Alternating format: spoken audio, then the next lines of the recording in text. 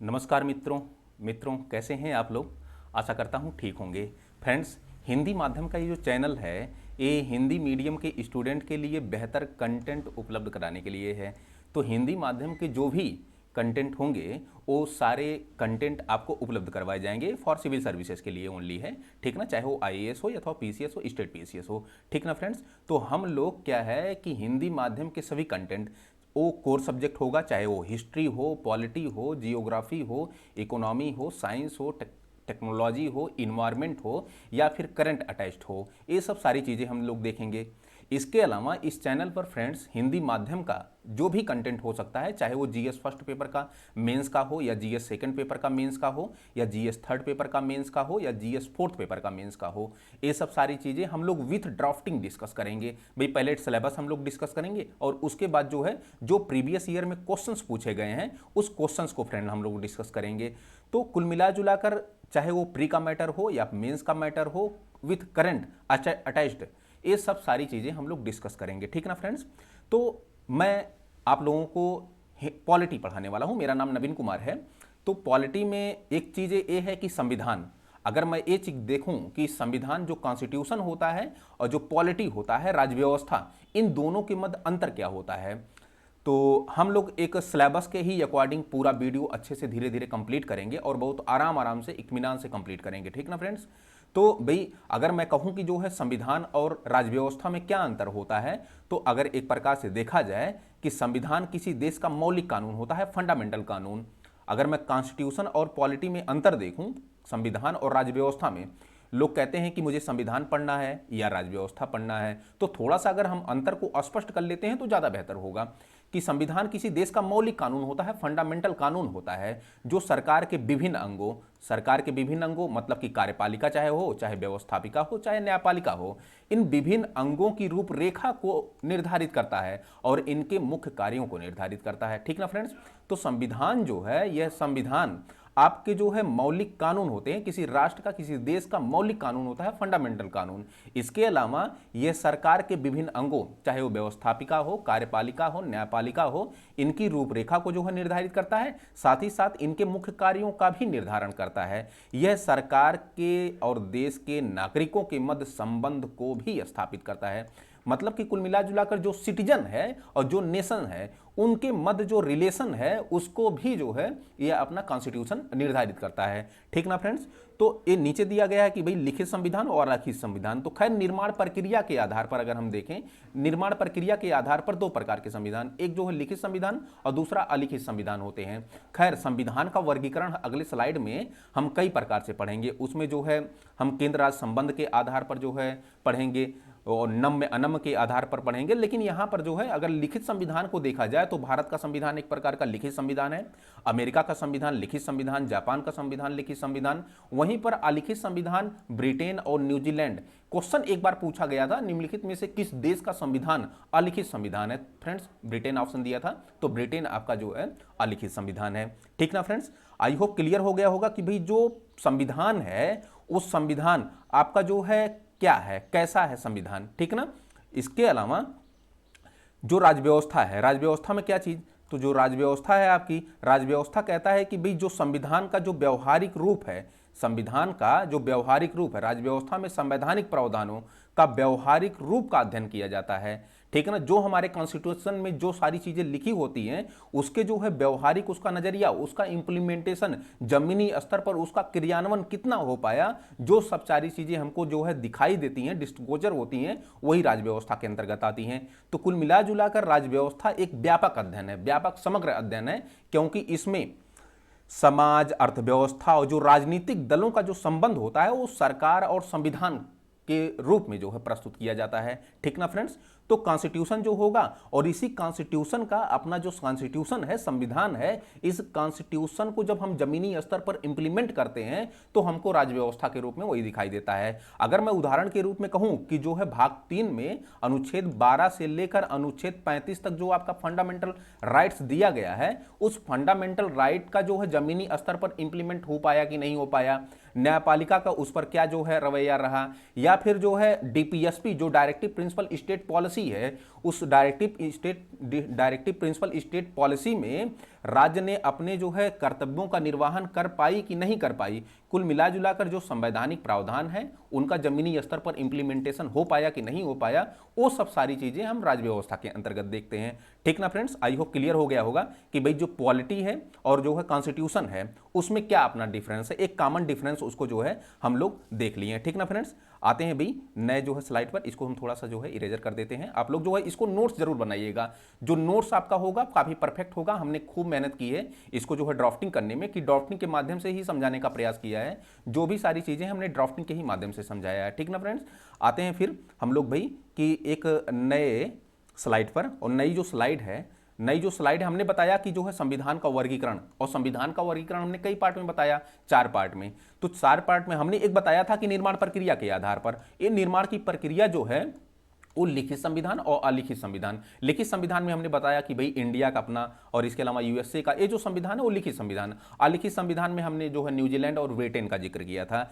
लेकिन कुछ और प्रकार के अगर संविधानों का जो है हम रूपरेखा देखें, वर्गीकरण देखें, क्लासिफिकेशन, तो उसमें जो है विधायिका और कार्यपालिका के मध्य जो संबंध होते हैं उसके आधार पर भी दोस्तों जो है संविधान का वर्गीकरण किया जाता है। इसमें जो है संसदीय प्रणाली और अध्यक्षात्मक प्रणाली के रूप में भी हमको संविधान का एक वर्गीकरण दिखाई पड़ता है। इस संसदीय प्रणाली पार्लियामेंट्री सिस्टम, और जो है इस एक प्रेसिडेंशियल सिस्टम होता है अध्यक्षात्मक प्रणाली। एक्चुअली जो पार्लियामेंट्री सिस्टम है ये अपने जो है इंडिया में अपनाई गई है, वहीं पर जो अध्यक्षात्मक प्रणाली है ये जो है अमेरिका में अपनाई गई है। इंडिया में पार्लियामेंट्री सिस्टम और जो है अध्यक्षात्मक प्रणाली जो प्रेसिडेंशियल सिस्टम है ये जो है अमेरिका में अपनाई गई है। तो कुल मिला जुलाकर इसको तो हम डिटेल से डिस्कस ही करेंगे, लेकिन हम यहां पर सिर्फ वर्गीकरण को देख रहे हैं कि भाई संविधान का अपना क्या वर्गीकरण है। ठीक ना, इसके अलावा एक वर्गीकरण केंद्र राज्य संबंधों के आधार पर भी हम देख सकते हैं कि एक परिसंघीय संविधान होता है, संघीय संविधान होता है, एकात्मक संविधान होता है। तो ये जो संविधान का वर्गीकरण है फ्रेंड्स, इसको तो हम डिटेल से देखेंगे, लेकिन आज फिलहाल हम बता रहे हैं कि संविधान का वर्गीकरण कितने प्रकार से हो सकता है।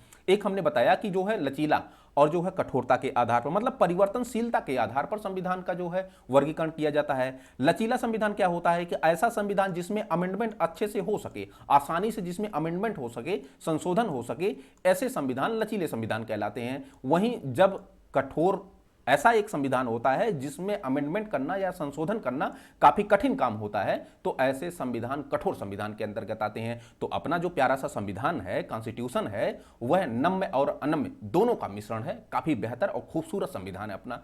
ठीक ना फ्रेंड्स, आई होप क्लियर हो गया होगा कि भाई संविधान का जो वर्गीकरण है वो 4 प्रकार से है। एक जो है केंद्र संबंध के आधार पर, दूसरा कार्यपालिका और विधायिका के संबंध के आधार पर, और तीसरा जो है निर्माण प्रक्रिया के आधार पर, और चौथा जो है आपका परिवर्तनशीलता के आधार पर। ठीक ना फ्रेंड्स, तो हमने भाई ये संविधान का वर्गीकरण देखा, संविधान का वर्गीकरण देख लिया। अब हम आप लोगों को जो है संविधान और राज्य व्यवस्था में क्वेश्चंस किस प्रकार पूछे जाते हैं या स्टडी किस प्रकार करनी है, ये सब सारी चीजें हम लोग देखेंगे। यहां पर एक चीजें ये अगर देखें तो कॉन्स्टिट्यूशन में एक स्टैटिक पॉइंट होता है और दूसरा डायनेमिक पॉइंट होता है। स्टैटिक पॉइंट जो होता है उसमें क्या चीजें आएंगी, जैसे अपना जो संविधान जब बना, फंडामेंटल जो है कॉन्स्टिट्यूशन, तो फंडामेंटल कॉन्स्टिट्यूशन 26 नवंबर 1949 को बनकर तैयार हो गया। संविधान सभा ने ये जो है अपने संविधान को जो है पूरी तरह अडॉप्ट कर लिया, लेकिन 26 जनवरी 1950 को अपना संविधान लागू होता है। तो कुल मिला जुलाकर जो मूल संविधान है अपना, इस मूल संविधान में 395 अनुच्छेद थे, 8 अनुसूचियां थी और 22 भाग थे। लेकिन अपना मैं कहूं ना कि अपना जो संविधान है वो नम्य और अनम्य दोनों का मिश्रण है। तो जायज है कि इसमें समय काल परिस्थितियों के हिसाब से इसमें अमेंडमेंट होगा, संशोधन होगा, और संशोधन करने का जो अधिकार होता है वह जो है केवल का केवल पार्लियामेंट के पास होता है, जो अनुच्छेद 368 के माध्यम से यह संशोधन करने का कार्य करते हैं। हालांकि जो संशोधन होता है उसकी निगरानी न्यायिक पुनरावलोकन का कार्य सुप्रीम कोर्ट का होता है। ठीक है ना फ्रेंड्स, वो सुप्रीम कोर्ट का होता है, न्यायपालिका का होता है। अगर कुल मिला जुलाकर हम ये देखें कि जो फंडामेंटल कॉन्स्टिट्यूशन था अपना मूल संविधान, उस मूल संविधान में जो भी संशोधन होंगे वह जो है डायनेमिक पॉइंट के अंतर्गत आएंगे। जैसे उदाहरण के रूप में अगर हम 101वां संविधान संशोधन देखें तो जीएसटी के रूप में, 102वां संविधान संशोधन देखें तो ओबीसी आयोग के रूप में, जिसे संवैधानिक दर्जा दिया गया अभी हाल ही में, तो कौन एक ओबीसी आयोग अनुच्छेद 338 खा के अंतर्गत आता है। अनुच्छेद 338 का जो है वो एससी आयोग है। अनुच्छेद 338 का जो है अनुच्छेद 338 जो है वो एससी आयोग है, अनुच्छेद 338 का जो है वो एसटी आयोग है, और अनुच्छेद 338 का जो है वह ओबीसी आयोग है। ठीक ना फ्रेंड्स। फिर संविधान संशोधन 103वां जैसे अगर डायनेमिक पॉइंट के रूप में देखें तो वह जो है ईडब्ल्यूएस इकोनॉमिक वीकर सेक्शन के रूप में आता है, जो 10% आरक्षण दिया गया है। 104वां संविधान संशोधन जो अनुसूचित जाति और जनजाति के जो है आरक्षण को वर्ष 2030 तक बढ़ा दिया गया। इसके अलावा आंग्ल भारतीय, जी हां दोस्तों, आंग्ल भारतीय की चर्चा अनुच्छेद 366 में की गई है। अनुच्छेद 366 में, इस 366 में अगर आप देखेंगे तो आंग्ल भारतीय एंग्लो इंडियन को परिभाषित किया गया है। तो एंग्लो इंडियन की एक्चुअली जो है पार्टिसिपेशन हमारे लोकसभा में रहे, इसके लिए इनको जो है राष्ट्रपति लोकसभा में 2 सदस्यों को मनोनीत करता था। ठीक ना फ्रेंड्स, नॉमिनेट करता था। लेकिन एक्चुअली इनकी संख्या काफी ज्यादा कम होने के कारण अब ये प्रावधान हटा दिया गया है 104वां संविधान संशोधन अधिनियम के माध्यम से। इसके अलावा जो डायनेमिक पॉइंट हो सकता है वो जो है 105वां संविधान संशोधन, जो राज्यों को यह पावर दी गई कि भाई ओबीसी की वर्गों की पहचान आप कर सके। पहले ये जो है पार्लियामेंट के पास थी, ठीक ना, अब जो है राज्यों के पास कर दी गई है। ये तो आपका dynamic point, I hope clear हो रहा होगा कि स्टैटिक पॉइंट क्या है। जो अपना मूल संविधान है वो स्टैटिक पॉइंट है, और जो मूल संविधान में जो है चर्चा का विषय जो चीजें बनी रहती हैं वो जो है डायनेमिक पॉइंट, चाहे वो संविधान संशोधन के माध्यम से हो, अथवा एक डायनेमिक पॉइंट हो सकता है कि सुप्रीम कोर्ट के द्वारा या हाई कोर्टों के द्वारा, न्यायपालिका के द्वारा जो डिसीजन दिए जाते हैं। उदाहरण के रूप में जैसे पुट्टा स्वामी केस आया, इस पुट्टा स्वामी केस वर्ष 2017 में आया, तो 2017 में जो है अनुच्छेद 21 को राइट ऑफ प्राइवेसी करा दिया, निजता का अधिकार। ठीक ना फ्रेंड्स, ये निजता का अधिकार क्या है, मतलब कि जो है क्वेश्चन देखिए किस प्रकार पूछा। वर्ष 2018 के जो है यूपीएससी में क्वेश्चन पूछा कि यदि आपको अपने मनपसंद की शादी करनी है तो आपको संविधान का कौन सा अनुच्छेद सहारा देता है। तो ठीक है फ्रेंड्स, ये अनुच्छेद 21 राइट ऑफ प्राइवेसी आपको जो है सहारा देता है। तो कुल मिला जुलाकर ये आपका स्टैटिक पॉइंट था जो फंडामेंटल कॉन्स्टिट्यूशन था, और इसी फंडामेंटल कॉन्स्टिट्यूशन में जो डायनेमिक पॉइंट होगा, चाहे वो डायनेमिक पॉइंट जो है सुप्रीम कोर्ट या हाई कोर्ट के माध्यम से आए या फिर पार्लियामेंट्री सिस्टम के माध्यम से आए, तो ये डायनेमिक पॉइंट होंगे। तो डायनेमिक पॉइंट में जो है प्री में भी क्वेश्चन पूछता है, मेंस में भी क्वेश्चन पूछता है। स्टैटिक पॉइंट में जो है प्री में भी क्वेश्चन पूछता है, मेंस में भी क्वेश्चन पूछता है। तो कुल मिला जुलाकर हमको जो है स्टैटिक भी पढ़ना है और डायनेमिक भी पढ़ना है। मतलब कि कुल अगर हम देखें तो स्टैटिक पॉइंट को पूरा अच्छे से कंप्लीट करना है, साथ साथ अगर जो भी चर्चा का विषय बना रहेगा उसको हम कोरिलेट करके पढ़ेंगे। ठीक ना फ्रेंड्स। तो भाई ये आपका जो है, हम थोड़ा सा इसको इरेजर कर देते हैं। आप लोग नोट्स जरूर बनाइएगा, काफ़ी अच्छा नोट्स है, और इसी के माध्यम से हम लोग धीरे धीरे पढ़ने का काम करेंगे। अब आगे हम लोग क्या पढ़ने वाले हैं पॉलिटी में, राज व्यवस्था में हम लोग क्या पढ़ने वाले हैं उसको आगे हम लोग देखेंगे। ठीक है ना फ्रेंड्स, उसको हम लोग देखेंगे भाई नेक्स्ट वाली स्लाइड में। नेक्स्ट वाली स्लाइड क्या है, भारत का संवैधानिक विकास। ठीक है ना फ्रेंड्स, तो भारत के संवैधानिक विकास से हम लोग स्टार्ट करने वाले हैं पॉलिटी को। तो सवाल है कि जो भारत का संवैधानिक विकास होगा उसको किस प्रकार पढ़ेंगे। यहां तो दिया गया है ड्राफ्टिंग में कि पहला वाला जो है कंपनी के शासन के अंतर्गत संविधान का विकास, और दूसरा सम्राट के शासन के अंतर्गत संविधान का विकास। फ्रेंड्स, ये एक ऐसा टॉपिक है, हालांकि जो है कहीं कहीं कुछ टीचर या कुछ किताबों में जो है संविधान सभा से स्टार्ट किया जाता है, कॉन्स्टिट्यूशन असेंबली से। लेकिन मेरा मानना है कि जब तक आप संवैधानिक विकास नहीं पढ़ेंगे तो संविधान का जो आधार है वो आपको नहीं मिल पाएगा। तो कहीं ना कहीं चीजें अधूरी रहती हैं और समझ में कम आती हैं। तो हम लोग जो है पूरे एकदम इनिशिएट स्थिति में जो है संविधान को जो है पढ़ने का काम करेंगे। जो पहला जो टॉपिक होगा वो आपका जो है भारत का संवैधानिक विकास होगा, कॉन्स्टिट्यूशनल डेवलपमेंट ऑफ इंडिया वाला पार्ट होगा। ठीक ना फ्रेंड्स, अब मैं क्या पढ़ूंगा, इसमें क्या क्या चीजें पढ़नी है, पहले तो ये तो निर्धारित हो जाए कि कॉन्स्टिट्यूशनल डेवलपमेंट ऑफ इंडिया में क्या क्या पढ़ना है। और इसको 2 भागों में हम बांटकर पढ़ेंगे। पहला, एक तो कंपनी के शासन के अंतर्गत संविधान का विकास, और दूसरा सम्राट के शासन के अंतर्गत संविधान का विकास। इस संविधान का विकास अपना हो रहा है कानूनों के माध्यम से, अधिनियमों के माध्यम से, एक्ट के माध्यम से। अभी 2022 वाला जो यूपीएससी का पेपर हुआ उसमें आप देखेंगे कि दो वर्ष 2019 के जो है अधिनियम या मांटेग्यू चम्स्फोर्ड सुधार से जो है क्वेश्चन पूछा, और पूछा कि मतलब कि निम्नलिखित में से कौन सा जो है हस्तांतरित विषय है और कौन सा जो है आरक्षित विषय के अंतर्गत आता है। बड़ा अच्छा, बड़ा सुंदर क्वेश्चन किया था। तो कुल मिलाजुलाकर हम पहले कोई टॉपिक पढ़ लेंगे, उसके बाद जो है उस पर आधारित जो संभावित एमसीक्यू हो सकते हैं उस एमसीक्यू को जो है हल करने का काम करेंगे। ठीक ना, चाहे वो जो है यूपीएससी का हो या स्टेट पीसीएस का हो, संभावित भी होगा और प्रीवियस ईयर का भी होगा। तो पहले हम जो है कंपनी के शासन के अंतर्गत क्या पढ़ेंगे। कंपनी के शासन के अंतर्गत आपको पता होगा कि ईस्ट इंडिया कंपनी भारत में आई थी। ईस्ट इंडिया कंपनी भारत में आई थी 1600 ईस्वी में, व्यापार करने के लिए आई थी। तो व्यापार करने के लिए आई थी, लेकिन जो है भारत के राजनीतिक व्यवस्थाओं को देखते हुए उसने अपना शासन कर लिया, लोगों को हराकर। चाहे वो जो है आपके जो है मराठा रहे हो या बंगाल का जो क्षेत्र रहा हो, मैसूर का क्षेत्र रहा हो, ठीक है ना, मराठे रहे हों या फिर जो है निजाम रहा हो, सारे क्षेत्रों को हराकर खुद वो अधिकार कर लेते हैं। तो यहां पर कंपनी धीरे धीरे जो है कानूनों के माध्यम से कॉन्स्टिट्यूशन के विकास को की रूपरेखा खींचने लगती है।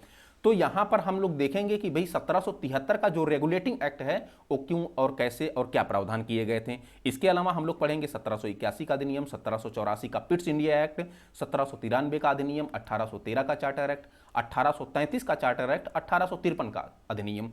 ठीक ना फ्रेंड्स, एक कंपनी के शासन के अंतर्गत पढ़ेंगे। लेकिन 1857 का विद्रोह आपको होगा, ये दिल्ली, लखनऊ, इलाहाबाद, फैजाबाद, रायबरेली जैसे क्षेत्रों में बड़े पैमाने पर और व्यापक पैमाने पर जो है ये विद्रोह हुआ था। एक्चुअली ये विद्रोह इतनी बड़े पैमाने पर हुआ कि यहां पर जो है ब्रिटिशर्स का भी काफी ज्यादा लाभ हुआ, लॉस हुआ। तो इस ब्रिटिशर्स के लॉस होने के कारण महारानी विक्टोरिया का उतने समय शासन था। तो विक्टोरिया ने सोचा कि कहीं भारत में जो उपनिवेश है हमारा, वो कहीं स्केप ना होकर यूरोप चला जाए, कहीं हमारी सत्ता ना खत्म हो जाए।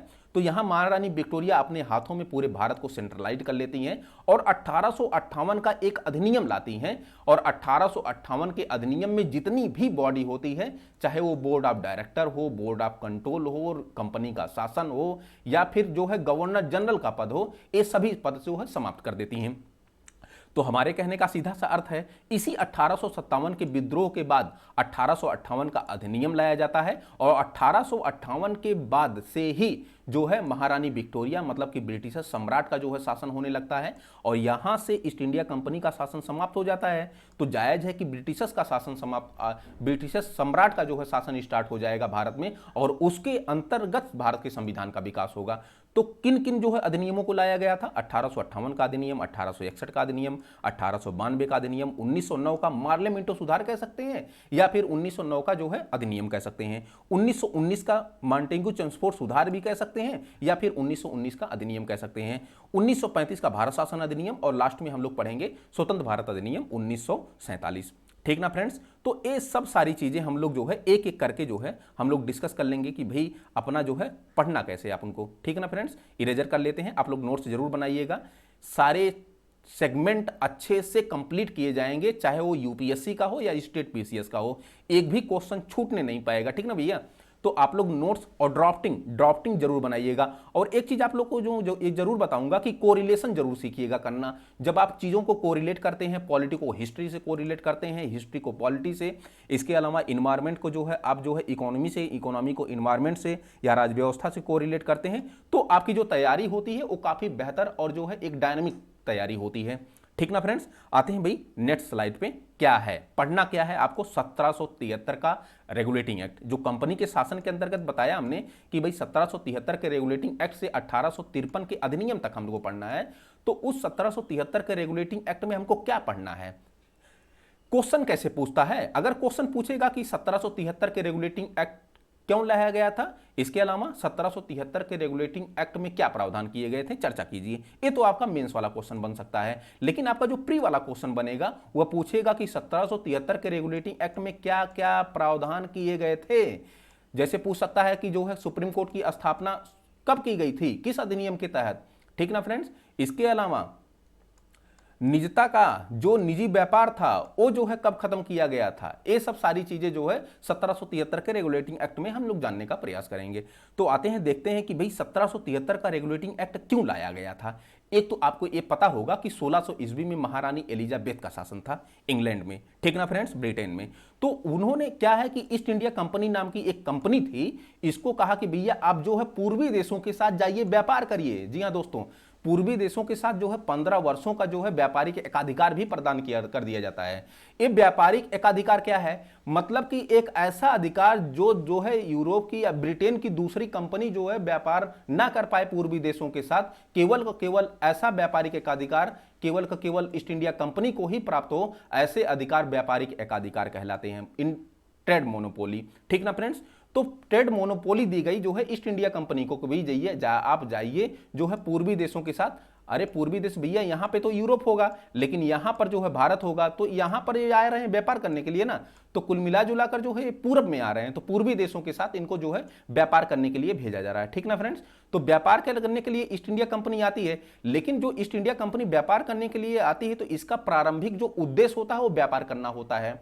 लेकिन इतने समय धीरे धीरे मुगल जो है डिक्लाइन की तरफ आगे बढ़ने लगता है, और मुगल के डिक्लाइन की तरफ बढ़ने के कारण इसकी जो है राजनीतिक अव्यवस्था होने के कारण भारत में जो है, भारत में क्या है कि इसका जो प्रारंभिक उद्देश्य था कंपनी का वो व्यापार करना था, ठीक ना फ्रेंड्स। लेकिन बाद में भारत में जो है राजनीतिक अस्थिरता देखने को मिली, भारत में मुगल का पतन धीरे धीरे दिखाई पड़ा। इसके अलावा भारत में व्याप्त जो है कच्चा माल की अधिकता और भारत में जो है मसाले की जो है स्थिति, व्यापक स्थिति, इसको देखते हुए यूरोप के बाजारों में काफी ज्यादा डिमांड थी। इन्होंने ये सोचा कि अगर हम जो है इन राजनीतिक अव्यवस्थाओं का लाभ उठा करके इनके क्षेत्रों पर अधिकार कर लेते हैं, तो कहीं न कहीं जिस प्रकार राजे महाराजे जिस प्रकार शासन कर रहे हैं भारत के क्षेत्रों पर, हम भी शासन कर सकते हैं। इसके अलावा हम जो है अपना ट्रेड भी अच्छे से कर सकते हैं दोस्तों। ये जो है अपना युद्ध लड़ने लगते हैं, और युद्ध में जो है जैसे प्लासी का युद्ध 1757, बक्सर का युद्ध तो लड़ने के बाद इन्होंने जो है बंगाल, बिहार, उड़ीसा की जो है दीवानी तक प्राप्त कर ली, मतलब कि जो है टैक्स वसूली का अधिकार प्राप्त कर लिया। ऐसे ऐसे इन्होंने जो है ब्रिटिशर्स ने धीरे धीरे बंगाल को जीता, मराठों को जीता, जो है मैसूर को जीता, निजाम को जीता, सिखों को जीता, तो पूरे भारत पर लगभग इन्होंने अपना अधिकार कर लिया, ठीक ना फ्रेंड्स, पूरे भारत पर अधिकार कर लिया। और ये जो है अगर आप देख रहे होंगे कि जो कंपनी का प्रारंभिक उद्देश्य व्यापार करना था, ट्रेड करना था, वो धीरे धीरे राजनीतिक व्यवस्थाओं या राजनीति की तरफ जो है इन्वॉल्व होने लगती है। और इनके जो व्यापारी हैं ना, ईस्ट इंडिया कंपनी के जो व्यापारी हैं, वो ईस्ट इंडिया कंपनी के व्यापारी वो निजी जो है व्यापार में सम्मिलित होने लगते हैं। कहते हैं कि मैं कंपनी के लिए क्यों व्यापार करूं, अगर मैं निजी व्यापार करता हूं तो मुझे ज्यादा लाभ होगा। तो निजी व्यापार करने में ईस्ट इंडिया कंपनी का घाटा होने लगता है, और ईस्ट इंडिया कंपनी धीरे धीरे फ्रेंड्स वो जो है घाटे में जाने लगती है। बाद में ईस्ट इंडिया कंपनी जो है बैंक ऑफ इंग्लैंड से 60 लाख पाउंड का जो है ऋण लेती है। कहती है भैया मैं दिवालिया हो जाऊंगी, मुझे ऋण दीजिए, नहीं तो मैं सर्वाइव भी नहीं कर पाऊंगी। 60 लाख पाउंड का दोस्तों ऋण लेती है। इसके बाद ब्रिटिश सरकार इसको जो है ऋण देती है 14 लाख पाउंड का 4% ब्याज पर। लेकिन ये बताइए, अगर कोई ऋण दे रहा है, इसके अलावा सम्राट जो है भेजा हुआ है ईस्ट इंडिया कंपनी को, जाइए आप जो है व्यापार करिए, ठीक है ना, तो सम्राट की भी जिम्मेदारी बनती है कि ईस्ट इंडिया कंपनी को रेगुलेट किया जाए। तो ईस्ट इंडिया कंपनी अब धीरे धीरे जैसे जो है राज्यों को जब जीत रही है, तो भारतीयों का उत्पीड़न भी शुरू हो जा रहा है। और जैसे जैसे भारतीयों का उत्पीड़न शुरू हो रहा है, तो भारतीय जो बौद्धिक वर्ग है या हिंसात्मक वर्ग है, वो धीरे धीरे आवाज उठा रहा है कि जो ब्रिटिशर्स हैं हमारा जो है एक्सप्लॉयटेशन कर रहे हैं, शोषण कर रहे हैं। ऐसे में ब्रिटिशर्स जो है सम्राट के पास जो है काफी ऑब्जेक्शन पड़ते हैं। तो इन्हीं सब सारी चीजों को देखते हुए कंपनी को रेगुलेट करने के लिए एक एक्ट लाया जाता है, जिसे 1773 का रेगुलेटिंग एक्ट कहा जाता है। आई होप क्लियर हो गया होगा कि 1773 का रेगुलेटिंग एक्ट क्यों लाया गया था। आपसे क्वेश्चन अगर मेंस का पूछेगा तो वही पूछेगा कि 1773 का रेगुलेटिंग एक्ट क्यों लाया गया था, और इस एक्ट के प्रमुख प्रावधानों की चर्चा कीजिए, ठीक ना फ्रेंड्स। ऐसे आ सकता है, ऐसे आया भी है क्वेश्चन।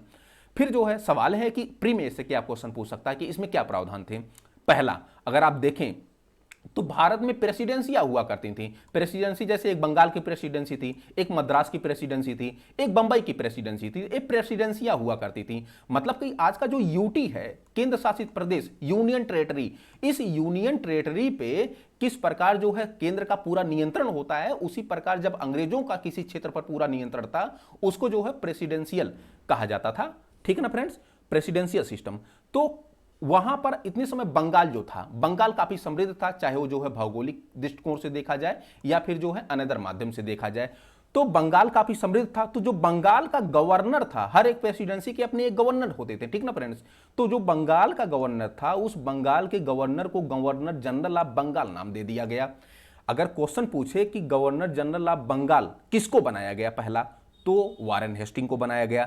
इसके अलावा एक काफी ज्यादा इंपॉर्टेंट पॉइंट है कि जो मद्रास की प्रेसिडेंसी है और जो बंबई की प्रेसिडेंसी है, इन दोनों प्रेसिडेंसियों को बंगाल की प्रेसिडेंसी के अधीन कर दिया गया, ठीक ना फ्रेंड्स। आई होप क्लियर हो रहा होगा कि जो पहला पॉइंट आपका है, वो पहला पॉइंट बंगाल के गवर्नर को जो है गवर्नर जनरल ऑफ बंगाल बना दिया गया। और ऐसे पहले गवर्नर जनरल ऑफ बंगाल कौन हुए, वारेन हेस्टिंग हुए।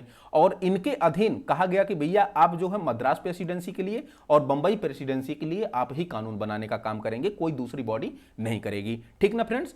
और इसके अलावा ये जो गवर्नर जनरल ऑफ बंगाल है, इसके लिए 4 सदस्यीय परिषद बनाई गई, 4 सदस्यीय परिषद। और एक बार क्वेश्चन पूछा कि जो 4 सदस्यीय परिषद है, इसमें कौन कौन शामिल था, तो फिलिप फ्रांसिस थे, क्लेवरिंग थे, मांसल थे, वर्नेल थे, ठीक ना फ्रेंड्स। ये आपको चारों नाम याद करना पड़ेगा। आई होप क्लियर हो गया होगा।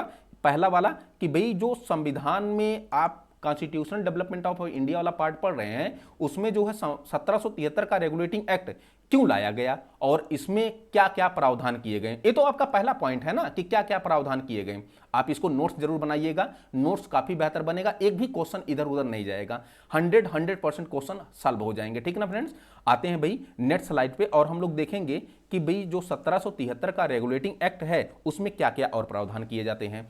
तो हमने बताया कि कलकत्ता में जी हां दोस्तों सुप्रीम कोर्ट की स्थापना की जाती है। सुप्रीम कोर्ट, जो अवैध कार्यों के लिए अगर मुकदमा चलाना है तो सुप्रीम कोर्ट भारत में नहीं था, तो सुप्रीम कोर्ट की स्थापना की जाती है। कब की जाती है? 1774 में। 1773 के रेगुलेटिंग एक्ट के तहत की जाती है, लेकिन 1774 में की जाती है। ये जो 1774 में की जाती है, इसके जो है मुख्य न्यायाधीश सुप्रीम कोर्ट के, कलकत्ता सुप्रीम कोर्ट के एलिजा इंपे थे। ये जो है एलिजा इंपे सुप्रीम कोर्ट के मुख्य न्यायाधीश थे, चीफ जस्टिस ऑफ इंडिया उतने समय कलकत्ता के। ये जो क्वेश्चन पूछा गया था कि मुख्य न्यायाधीश कौन थे। इसके अलावा हाइड, चैम्बर्स और लिमेस्टर जैसे अन्य न्यायाधीश थे। ठीक ना फ्रेंड्स, फिर कलकत्ता का जो सुप्रीम कोर्ट था ये तो 1773 के रेगुलेटिंग एक्ट में आया, लेकिन जब आप 1935 का अधिनियम, भारत शासन अधिनियम 1935 पढ़ेंगे तो इसमें पढ़ेंगे आप दिल्ली में एक संघीय न्यायालय, फेडरल कोर्ट, इसकी स्थापना की गई। और कब की गई? 1 अक्टूबर 1937 को की गई। ठीक ना फ्रेंड्स, और इसके मुख्य न्यायाधीश जो थे वो मोरिस गुवेर थे। ठीक ना फ्रेंड्स, तो 1935 में एक जो है संघीय न्यायालय बनाया जाता है, 1 अक्टूबर 1937 को, कहां पे? दिल्ली में। इसके मुख्य न्यायाधीश कौन थे? मोरिस गुवेर। ठीक ना फ्रेंड्स, अच्छा, तो कलकत्ता से सुप्रीम कोर्ट से स्टार्ट हुआ 1935 के अधिनियम से होते हुए सवाल है कि आधुनिक सुप्रीम कोर्ट कब आया? तो आधुनिक सुप्रीम कोर्ट जो है वो 28 जनवरी 1950 को आया फ्रेंड्स। इसके अलावा यह दिल्ली में, इसके मुख्य न्यायाधीश, भारत के पहले मुख्य न्यायाधीश कौन थे? तो हरिलाल जे कानिया। एक क्वेश्चन बार बार पूछा गया है। इसके अलावा अगर मैं कहूं कि जो है वर्तमान में सुप्रीम कोर्ट का मुख्य न्यायाधीश कौन था, तो नल्लापट्टी वेंकट रमन या एन.वी. रमन इनको कहते हैं कि ये भारत के जो है 48वें जो है मुख्य न्यायाधीश हैं।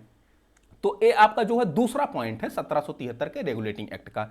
ठीक ना फ्रेंड्स, इसके अलावा 1773 के रेगुलेटिंग एक्ट में मैंने बताया कि जो है निजी व्यापार कर रहे थे इनके व्यापारी और कर्मचारी, इसलिए ईस्ट इंडिया कंपनी जो है व्यापारिक घाटे में जा रही थी, उनको ऋण लेना पड़ रहा था। तो जो 1773 का रेगुलेटिंग एक्ट लाया गया, इस 1773 के रेगुलेटिंग एक्ट के माध्यम से जो है निजी व्यापार पर प्रतिबंध लगा दिया जाता है। रिश्वत लेने पर दोस्तों प्रतिबंध लगा दिया जाता है। ये जो अंग्रेज थे रिश्वत ले रहे थे, तो रिश्वत लेने पर प्रतिबंध लगा दिया जाता है। इसके अलावा नेक्स्ट जो पॉइंट है वो 24 सदस्यों का एक निर्देशक मंडल बनाया गया। ये बोर्ड ऑफ डायरेक्टर था, बोर्ड ऑफ डायरेक्टर। ठीक ना फ्रेंड्स, बोर्ड ऑफ डायरेक्टर। ये जो निर्देशक मंडल था ये भारत में है, कितने सदस्यों का है? 24 सदस्यों का। ये आप नोट डाउन करिएगा जरूर। ये जो क्या करता था, ये सूचनाएं देने का काम करता था। ब्रिटिश सरकार को ये सूचना देता था कि ईस्ट इंडिया कंपनी आखिर क्या एक्टिविटी भारत में कर रही है। ठीक ना फ्रेंड्स, तो ये आपका जो है 1773 का पूरा रेगुलेटिंग एक्ट था। क्यों लाया गया, क्या प्रावधान थे। इसके अलावा नेक्स्ट जो है वो 1781 का अधिनियम है। 1781 के अधिनियम को जो है संशोधात्मक अधिनियम कहते हैं, या फिर जो है इसको जो है एक्ट ऑफ सेटलमेंट कहते हैं। ठीक ना फ्रेंड्स, राजस्व संबंधी मामले, गवर्नर संबंधी, अथवा जो है गवर्नर की जो काउंसिल है 4 सदस्यों की, इनके सारे मामलों को जो है सुप्रीम कोर्ट के क्षेत्राधिकार से बाहर कर दिया गया। आप देख रहे हैं, अच्छा भ्रष्टाचार कहां हो सकता है? धन को लेकर हो सकता है। तो जो धन को लेकर हो सकता है वो जो है करप्शन, इस करप्शन को ध्यान में रखते हुए राजस्व संबंधी मामलों को सुप्रीम कोर्ट के क्षेत्राधिकार से बाहर रख देते हैं ताकि मामला ही नहीं जा पाए। अच्छा, करप्शन कौन करेगा? जो बड़ी बॉडी होगी, और बड़ी बॉडी उतने समय गवर्नर जनरल थी और उसकी काउंसिल थी। तो कुल मिला जुलाकर इनके जो है, इनको जो है सुप्रीम कोर्ट के जो है क्षेत्राधिकार से बाहर रख दिया गया ताकि ये जो है भ्रष्टाचार में ना जो है पकड़े जाएं। अजीब अजीब बचाने का तरीका इनका था। इसके अलावा इस जो है 1781 के अधिनियम में हिंदू निजी कानून, हिंदू को जो है हिंदुओं के मामले जो है हिंदू निजी कानून से, और मुसलमानों के मामले मुस्लिम निजी कानूनों के माध्यम से संचालित किए जा रहे थे। ठीक ना फ्रेंड्स, आज के लिए फिलहाल इतना ही, और कल से हम लोग जो है 1786 का अधिनियम देखेंगे। ठीक ना फ्रेंड्स, और इसी प्रकार हम लोग, आज थोड़ा सा स्टार्टिंग पॉइंट था, तो आज के लिए फिलहाल इतना ही। कल से हम लोग जो है अपने जो है सिलेबस के अकॉर्डिंग एक एक जो है अपना जो है अधिनियम एक्ट देखेंगे, और फिर जो है हम जो है संविधान सभा पे आएंगे। ठीक ना फ्रेंड्स, आज के लिए फिलहाल इतना ही। और आप लोग जरूर नोट्स जरूर बनाइएगा। आप लोगों को दिन भर में लगभग 2 से 3 क्लास 2 से 3 क्लास आपको मिलेंगे। हिस्ट्री वाला, पॉलिटी वाला ये तो मिलेगा ही, साथ ही साथ जो करंट के इशूज हो सकते हैं वो करंट के इशूज भी आपको जो है मिलना शुरू हो जाएंगे। ठीक ना फ्रेंड्स, आते हैं भी आप thank you so much class के लिए।